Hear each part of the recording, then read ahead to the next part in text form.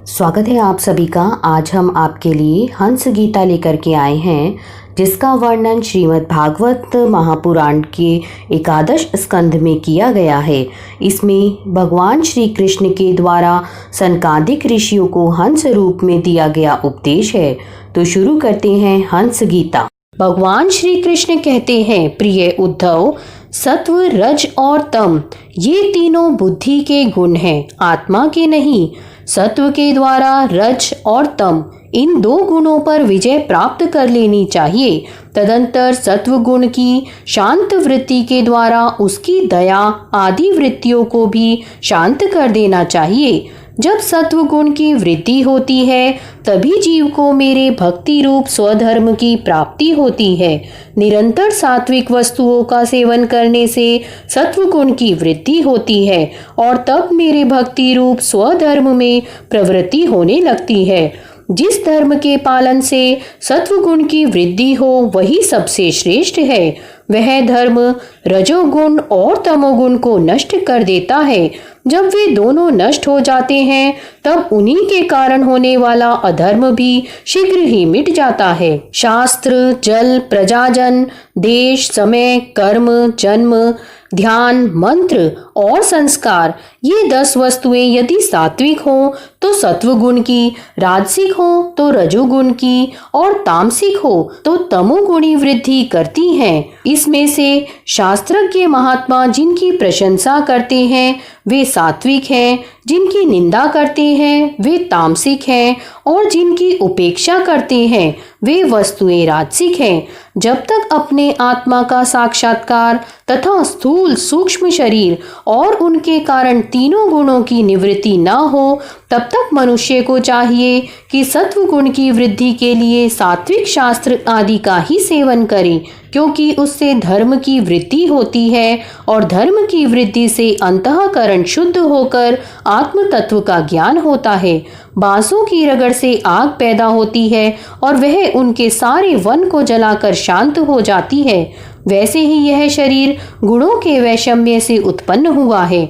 विचार द्वारा मंथन करने पर इससे ज्ञान अग्नि प्रज्वलित होती है और वह समस्त शरीरों एवं गुणों को भस्म करके स्वयं भी शांत हो जाती है। उद्धव जी ने पूछा, भगवन, प्रायः सभी मनुष्य इस बात को जानते हैं कि विषय विपत्तियों के घर हैं, फिर भी कुत्ते, गधे और बकरे के समान दुख सहन करके भी उन्हीं को भोगते रहते हैं। इसका क्या कारण है?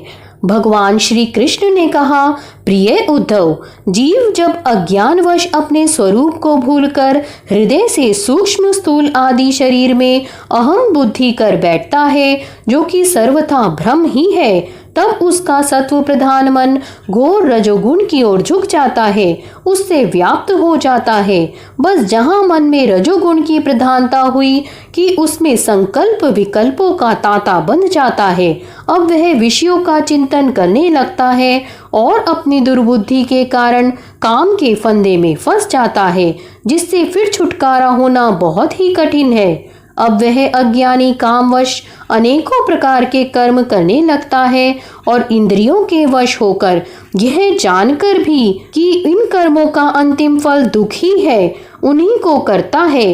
इस समय वह रजोगुण के तीव्र वेग से अत्यंत मोहित रहता है। यद्यपि विवेकी पुरुष का चित्त भी कभी कभी रजोगुण और तमोगुण के वेग से विक्षिप्त होता है, तथापि उसकी विषयों में दोष दृष्टि बनी रहती है।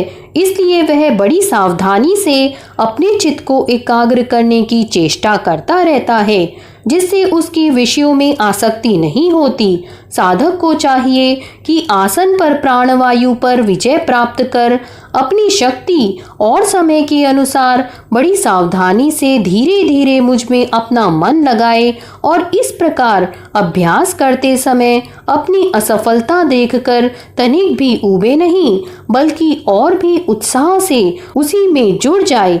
प्रिय उद्धव, मेरे शिष्य सनकादि परम ऋषियों ने योग का यही स्वरूप बताया है कि साधक अपने मन को सब ओर से खींचकर विराट आदि में नहीं, साक्षात मुझ में ही पूर्ण रूप से लगा दे।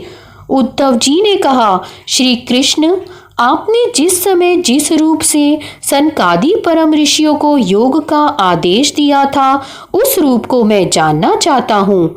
भगवान श्री कृष्ण ने कहा, प्रिय उद्धव, सनकादि परम ऋषि ब्रह्मा जी के मानस पुत्र हैं। उन्होंने एक बार अपने पिता से योग की सूक्ष्म अंतिम सीमा के संबंध में इस प्रकार प्रश्न किया था। सनकादि परम ऋषियों ने पूछा, पिताजी, चित्त गुणों अर्थात विषयों में घुसा ही रहता है और गुण भी चित्त की एक एक वृत्ति में प्रविष्ट रहते ही हैं, अर्थात चित्त और गुण आपस में मिले जुले ही रहते हैं। ऐसी स्थिति में जो पुरुष इस संसार सागर से पार होकर मुक्ति पद प्राप्त करना चाहता है, वह इन दोनों को एक दूसरे से अलग कैसे कर सकता है।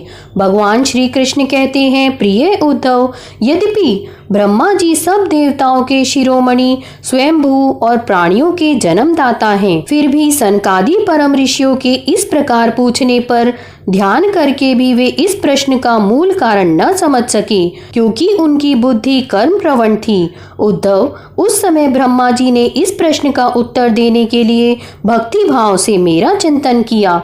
तब मैं हंस का रूप धारण करके उनके सामने प्रकट हुआ। मुझे देखकर सनकादि ब्रह्मा जी को आगे करके मेरे पास आए और उन्होंने मेरे चरणों की वंदना करके मुझसे पूछा कि आप कौन हैं। प्रिय उद्धव, सनकादि परमार्थ तत्व के जिज्ञासु थे, इसलिए उनके पूछने पर उस समय मैंने जो कुछ कहा वह तुम मुझसे सुनो।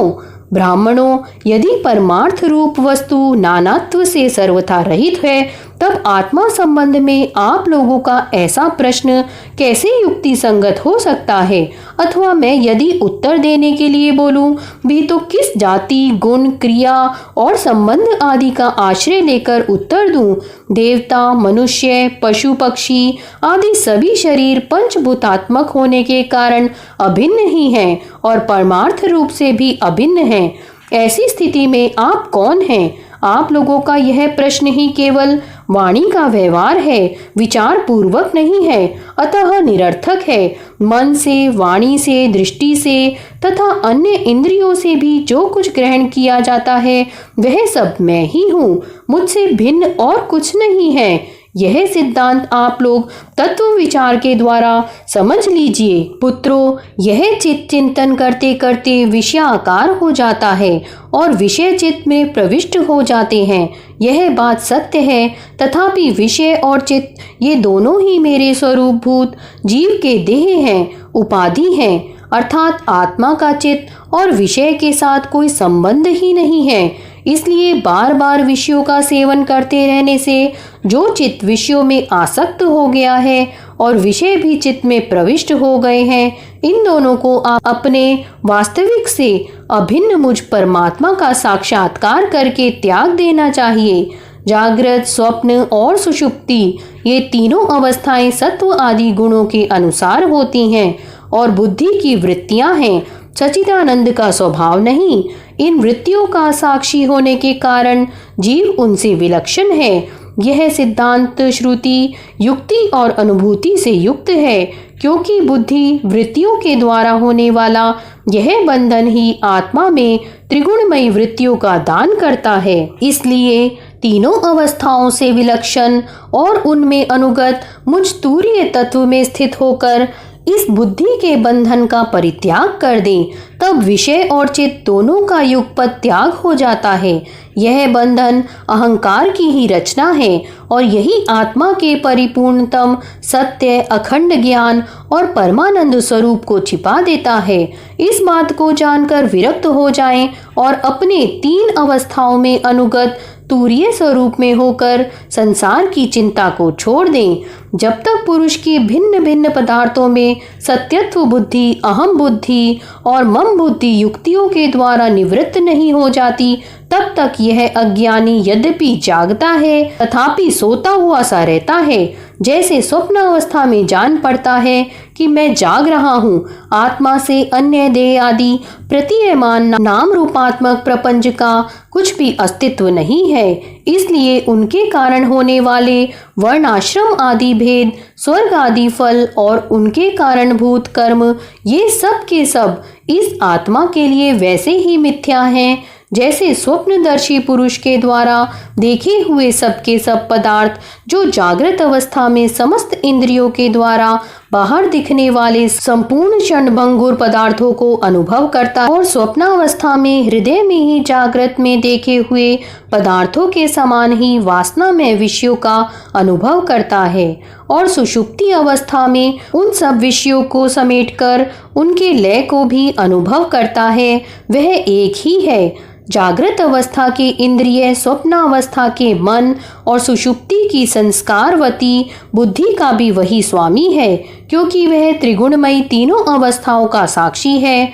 जिस मैंने स्वप्न देखा, जो मैं सोया वही मैं जाग रहा हूँ, इस स्मृति के बल पर एक ही आत्मा का समस्त अवस्थाओं में होना सिद्ध हो जाता है। ऐसा विचार कर मन की ये तीनों अवस्थाएं गुणों के द्वारा मेरी माया से मेरे अंश स्वरूप जीव में कल्पित की गई हैं, और आत्मा में ये नितांत असत्य है। ऐसा निश्चय करके तुम लोग अनुमान सत्पुरुषों द्वारा किए गए उपनिषदों के श्रवण और तीक्ष्ण ज्ञान खड्ग के द्वारा सकल संशयों के आधार अहंकार का छेदन करके हृदय में स्थित मुझ परमात्मा का भजन करो। यह जगत मन का विलास है, दिखने पर भी नष्ट प्रायः है, लुकारियों की बनेठी के समान अत्यंत चंचल है और भ्रम मात्र है, ऐसा समझें। ज्ञाता और ज्ञेय के भेद से रहित एक ज्ञान स्वरूप आत्मा ही अनेक सा प्रतीत हो रहा है। यह स्थूल शरीर, इंद्रिय और अंतःकरण रूप तीन प्रकार का विकल्प गुणों के परिणाम की रचना है, और स्वप्न के समान माया का खेल है, अज्ञान से कल्पित है। इसलिए उस देह आदि रूप दृश्य से दृष्टि हटाकर तृष्णा रहित इंद्रियों के व्यापार से हीन और निरीह होकर आत्मानंद के अनुभव में मग्न हो जाएं। यद्यपि कभी कभी आहार आदि के समय यह देह आदि प्रपंच देखने में आता है, तथापि यह पहले ही आत्मवस्तु से अतिरिक्त और मिथ्या समझकर छोड़ा जा चुका है।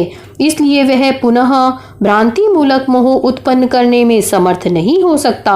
देहपात पर्यंत केवल संस्कार मात्र उसकी प्रतीति होती है।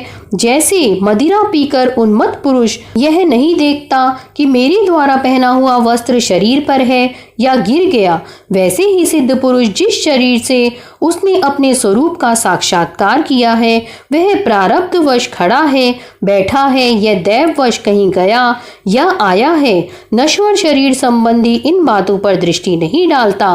प्राण और इंद्रियों के साथ यह शरीर भी प्रारब्ध के अधीन है, इसलिए अपने आरंभक कर्म जब तक है तब तक उनकी प्रतीक्षा करता ही रहता है।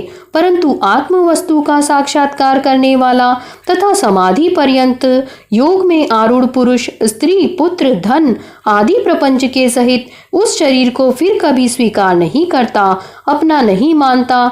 जैसे जगा हुआ पुरुष स्वप्नावस्था के शरीर आदि को। सनकादि ऋषियों, मैंने तुमसे जो कुछ कहा है वह सांख्य और योग दोनों का गोपनीय रहस्य है।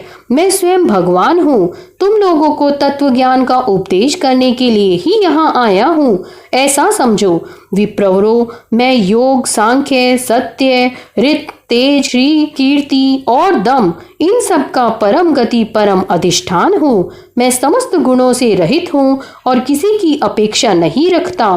फिर भी साम्य, असंगता आदि सभी गुण मेरा ही सेवन करते हैं, मुझ में ही प्रतिष्ठित हैं, क्योंकि मैं सबका हितैषी, सुहद्र, प्रियतम और आत्मा हूँ। सच पूछो तो उन्हें गुण कहना भी ठीक नहीं है, क्योंकि वे सत्व आदि गुणों के परिणाम नहीं हैं और नित्य हैं। प्रिय उद्धव, इस प्रकार मैंने सनकादि मुनियों के संशय मिटा दिए, जिन्होंने परम भक्ति से मेरी पूजा की और स्तुतियों द्वारा मेरी महिमा का गान किया।